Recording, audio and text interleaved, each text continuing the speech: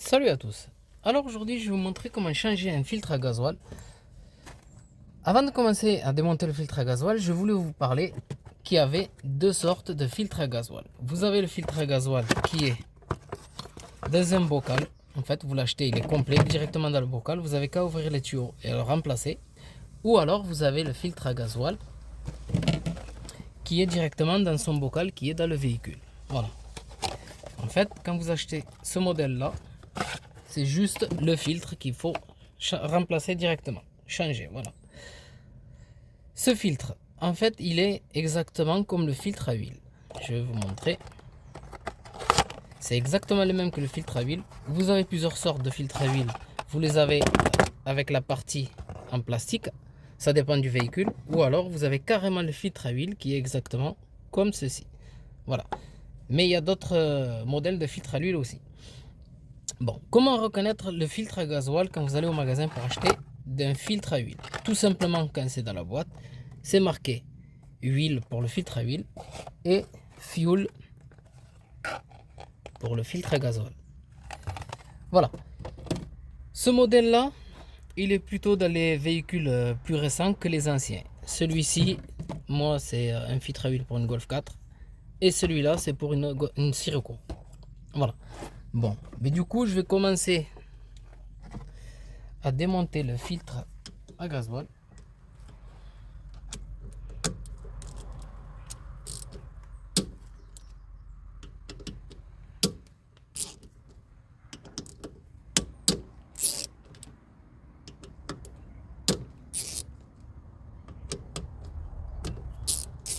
Voilà.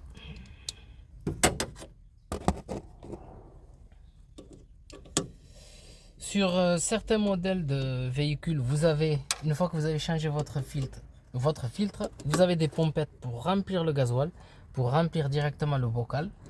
Dans d'autres modèles comme là sur la Sirocco, il n'y a pas de pompette, ça doit se faire automatiquement.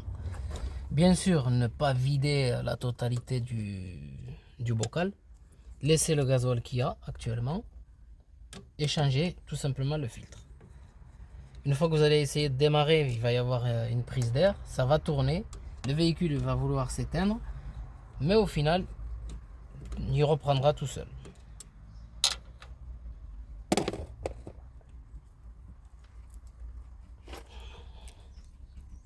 Il est compressé, on va essayer avec un tournevis.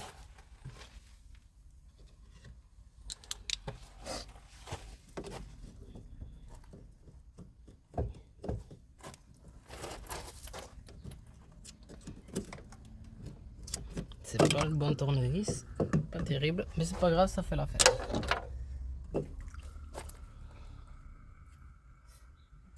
Bon ben voilà, là je sors mon filtre, on va aller le chercher.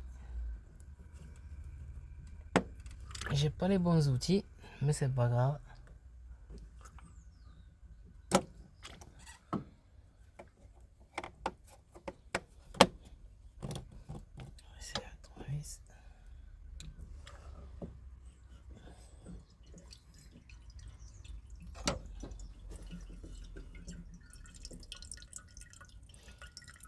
Moi je fais recouler le gasoil directement dans le bocal. On va laisser couler un peu.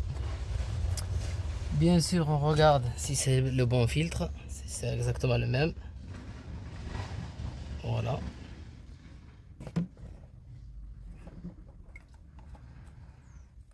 Normalement,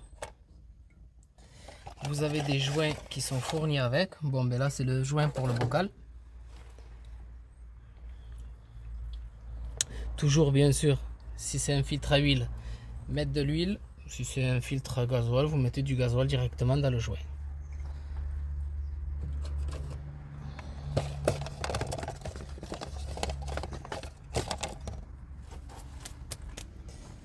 Voilà. Bon.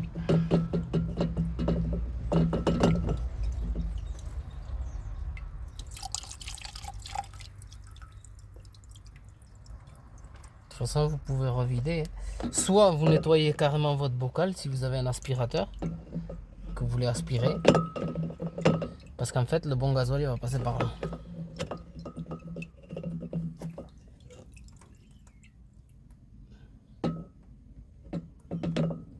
le meilleur gasoil, en fait, il est dans le filtre. Voilà. Bon.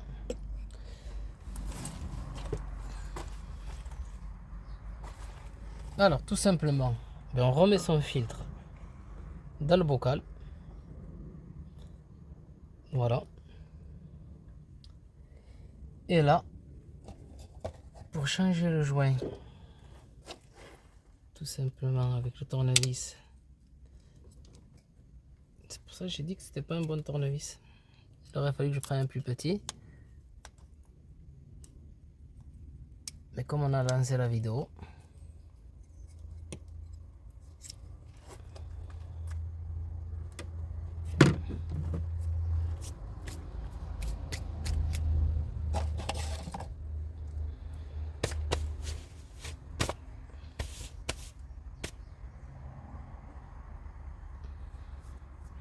il y a de la saleté. Je vais couper la vidéo, je vais reprendre, je vais bien essuyer tout ça.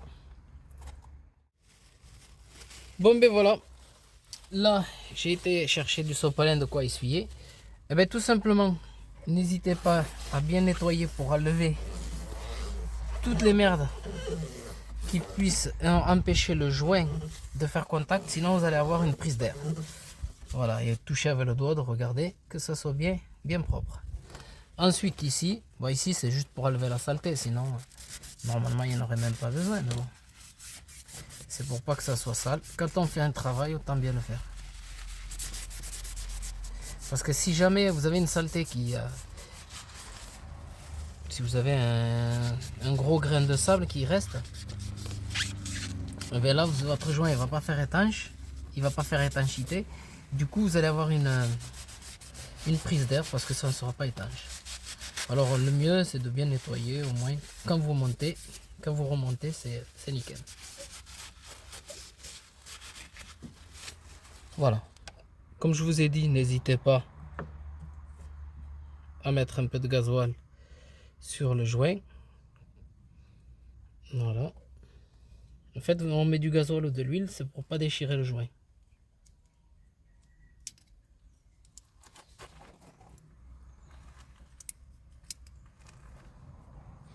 Et là, tout simplement, on remet le couvercle. Il faut chercher le trou. Et voilà.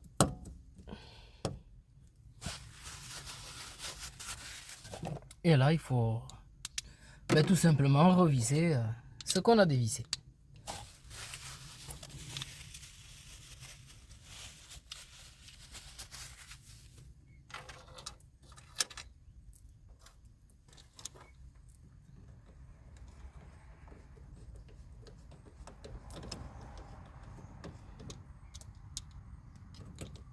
Bon, j'ai les outils qui sont un peu grands, mais c'est pas grave.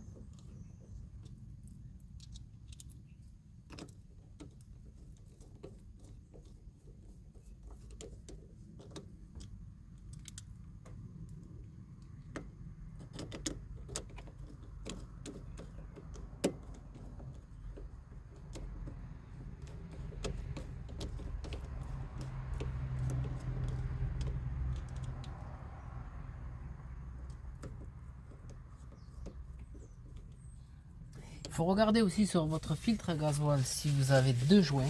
Parce que des fois, c'est comme dans les filtres à huile, il faut mettre deux joints.